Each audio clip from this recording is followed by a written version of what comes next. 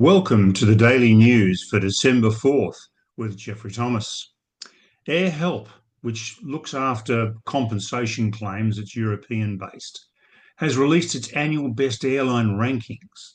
And the news is not so good for India's largest carrier, Indigo, which came in at 103 out of 109 that were surveyed. Indigo has 390 aircraft and serves 123 destinations in India. The methodology used incorporates customer claims processed worldwide, data tracking of on-time arrival and departure performance, and passenger feedback from over 54 countries. Now, let's start at the top. Coming out on top is Brussels Airlines, then Qatar Airways, number two. That's a great airline. United and American 3 and 4, and Play, the low-cost European carrier, came in at fifth, which is great because I'm flying on Play next year to Iceland, so that's good. I'm pleased about that.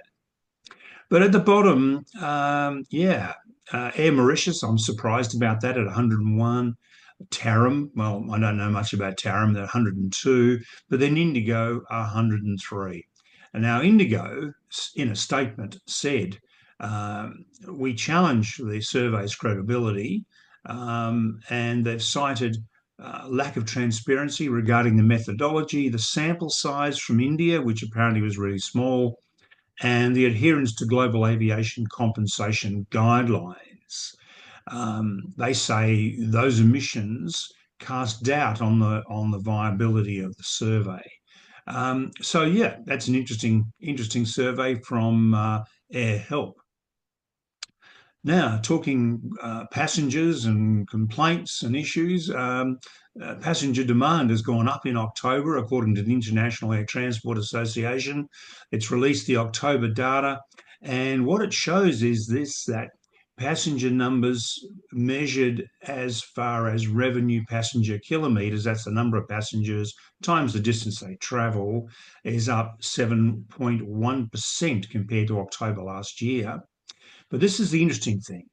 While the passenger capacity numbers went up by 7.1, the capacity is only up 6.1, and therefore the load factor has gone up. Now, when you get increase in load factor, you also get increase in fares. So is not such a good thing for passengers. International demand increased 9.5%, but the capacity was only up 8.6%. Again, this puts pressure on fares. So while airlines are thinking this is great, we've got filling up these airplanes efficiently, which is good. The downside is fares go up. Now, the highest growth area was the Asian Pacific area, with an increase of 17.5% year on year. But the capacity only increased to 7.2. Again, a stressor for fares. Interestingly enough, average seat load factors, that's the number of seats filled on an aeroplane, has increased from 67% in the 1990s to 83% today. So that's a huge move. You go back to the 60s, where basically it was before sophisticated reservation systems, and in many cases before computer reservations.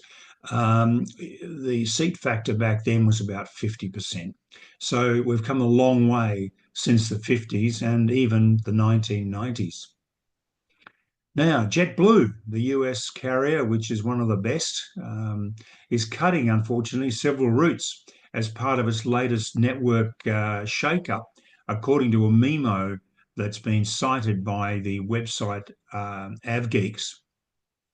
This memo went out to employees on Wednesday, and it said basically we're focused on building our East Coast leisure network. The airline continues to face a slew of problems related to its Pratt & Whitney powered A320s, with quite a number of those aircraft grounded while the engines are repaired. So as a result of that, the airline's cutting its flight to Gatwick. It's also chopping its second daily New York-Paris flight as well. And the airline will also end a handful of unprofitable domestic routes. Traveling with Air Canada on domestic routes or routes to North America and the sun routes, um, you need to check, because customers selecting this fare class will be able to still bring on one small personal item, such as a purse or a computer bag, but larger items such as rollerboard or duffel bags or large backpacks will have to be checked pre-security, and standard fees of $35 for the first bag and $50 for the second bag will apply. Now, customers arriving at the boarding gate with ineligible carry-on items will be required to check this baggage into the hold for a $65 fee for each item. So you'd better do your homework on those baggage items. Otherwise, you're going to be in a bit of strife. Obviously, mobility aids, medical devices, strollers are exempt from these sorts of fees. And also, status members, Star Alliance Gold, Aeroplan Premium credit card holders will continue to be allowed to bring on one carry-on bag. So please subscribe to Airline News with Geoffrey Thomas, and we'd love your likes and we'd love your feedback. Take care.